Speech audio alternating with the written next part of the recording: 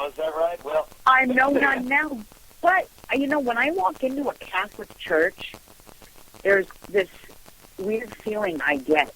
It's not a feeling of fear or anything like that. It's just like, oh, God, here we go again.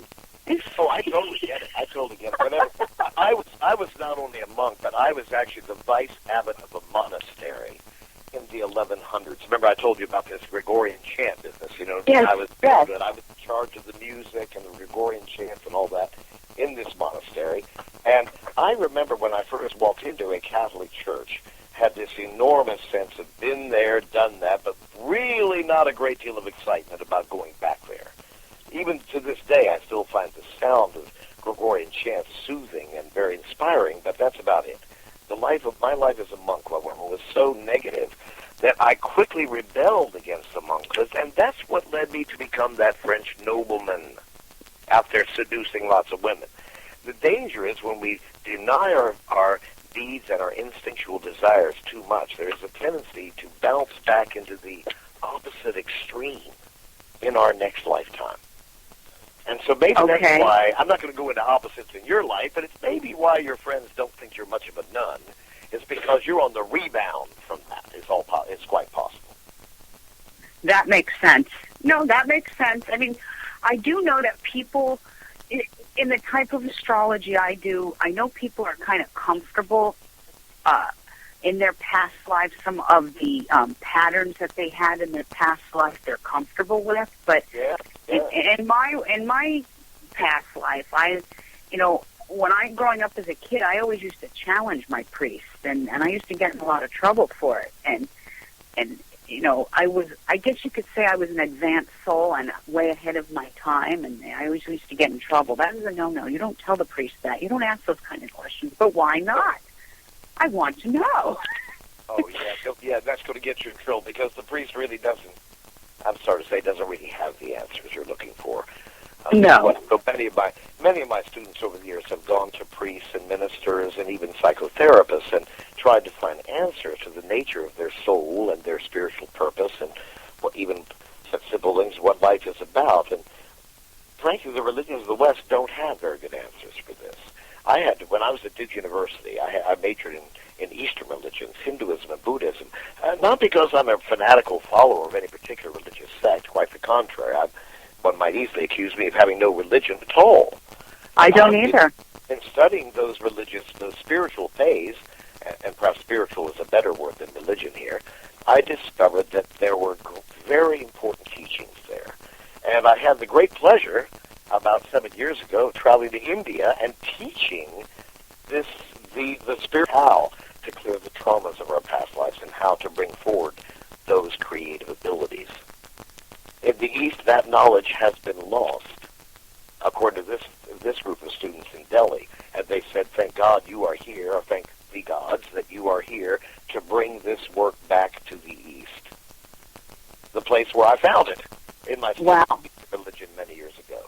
Yes, well, you went to a country that's on my bucket list. I feel so connected and drawn to India. It's an amazing place in so many ways, although one has to get used to the smells, the crowding, the noise. I recommend you watch that lovely movie. We're sitting by the water having lunch together. I've sat in that restaurant with the king of Mewar, the ruler of Udaipur. Yes, that's me. Oh, my gosh. Well, that is a great movie. That is a great movie. I've even walked through those streets, and that movie is a beautiful one. And India is a very fascinating place. Well, India is very spiritual, too. I mean, you talk about astrology, they're the original. Connected to the spirit world. Oh, yes, exactly. They are. You should know one of the great, along with Egypt, one of the great homes of astrology, of course. Oh, yes. I mean, the Vedic version.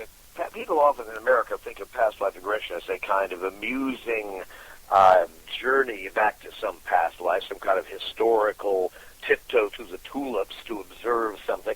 And it is that. But far more, the ancient East is aware that there are creative abilities to be mined for our past lives. There is a life purpose to be distilled from exploring these lives. And we can even discover what is the karma that we are carrying from our past lives and how to clear it. I'm sure you're familiar with karma. If you're familiar, of course, with the 10th house and the 12th, in the I astrology am chart. very familiar with karma, yes. And of course, the north and south nodes give you a clear indication of where we're coming from and going as a soul.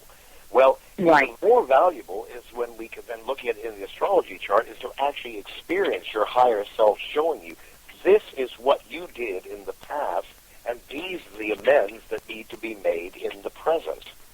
And if we could go back to that Francois, the musician and court jester, for a moment, his karma was, of course, connected to an uncountably large number of sexual seductions and rapes that he committed during that lifetime.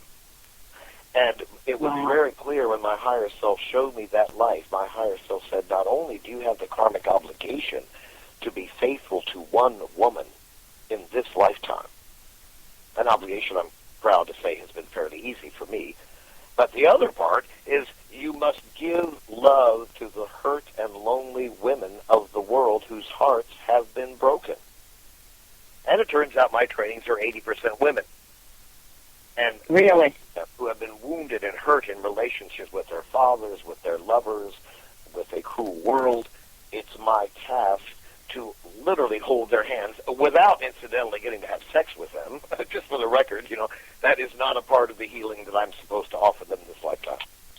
Instead, the healing work I give to them is the sympathy and the wisdom and the understanding, and even the rescue mission, where I can bring them back entranced to rescue them from the horrors of what was done.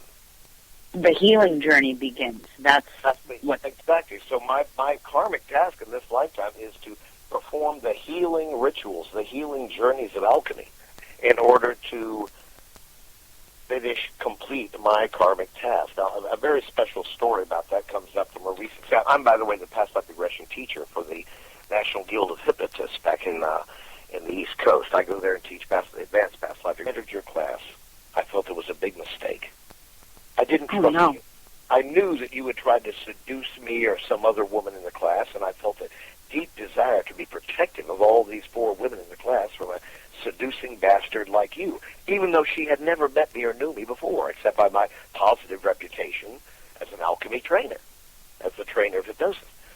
And she said, but then when you told that story about Francois, I realized that I was one of your victims, and then I understood that you were making your atonement to heal from those terrible things you have done, and I want you to know that I'm ready to forgive you. And she asked for a hug, which I easily and gladly gave to her. Aww. Isn't that an amazing moment? That's very... Actually, meet one of my victims and look her right in the face and say, I am sorry, and I'm making amends to you now after 500 years. And I think that's beautiful. So long. It took that long to find past life regression therapy able to heal me and unlock these memories of the past so I can know who I am, why I'm here, what I'm supposed to be doing with my life. The very same questions that we would ask an astrologer. And the answers can be even more vivid and powerful when we arrive at them through the medium of past life regression. Absolutely.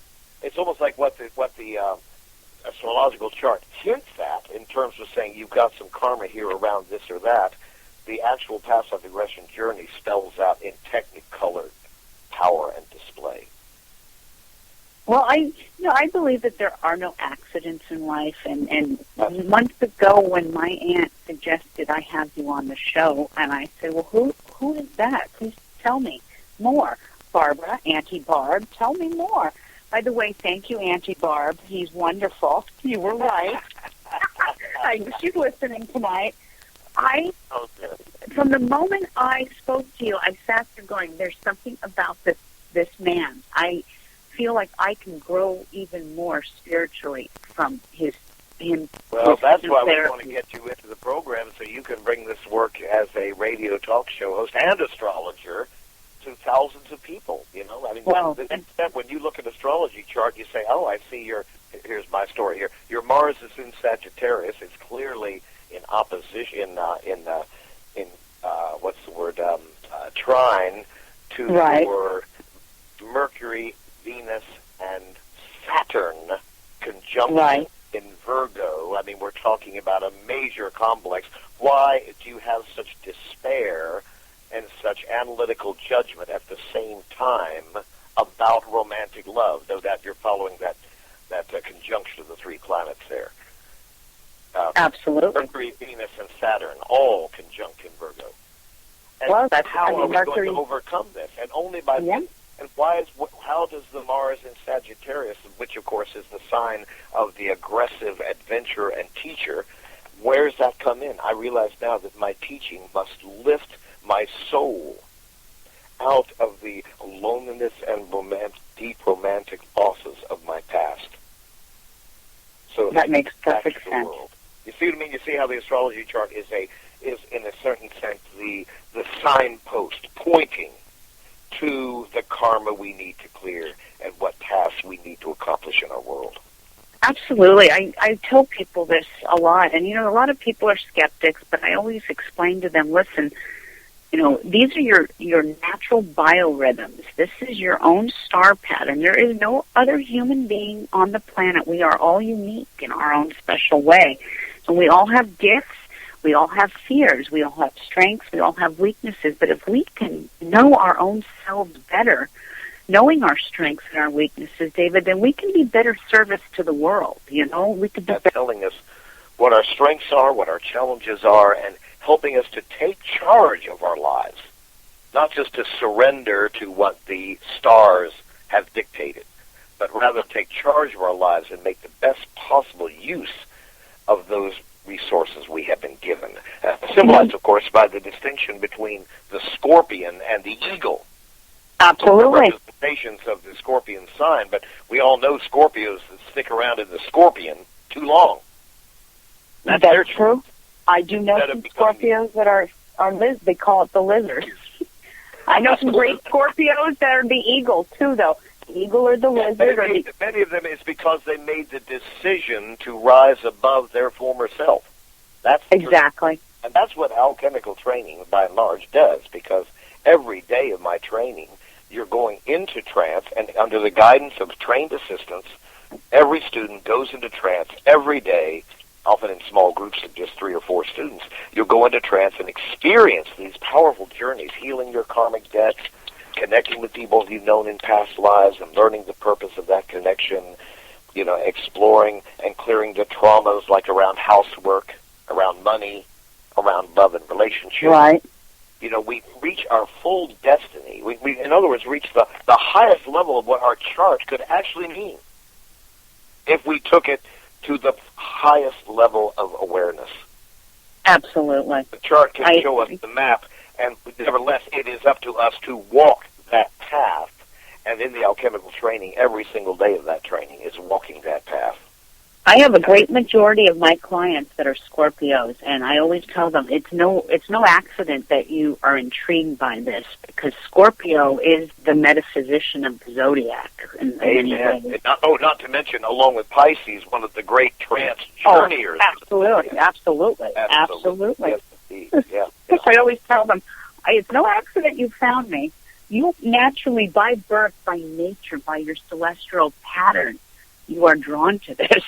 And you know what? Maybe the next thing they're going to be drawn to is when you come back from California as the alchemist and saying, now I'm ready to help you sprout the wings of the eagle through trance. I do plan on taking your courses this summer to make myself a better astrologer. Because you're pretty sharp, no doubt about it.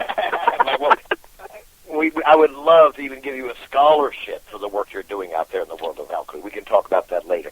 But in any case, I think this is a very fruitful time for me to summarize, since our time, I know this is about it. Yep, we're down to 2 minutes, and we're done. Yeah.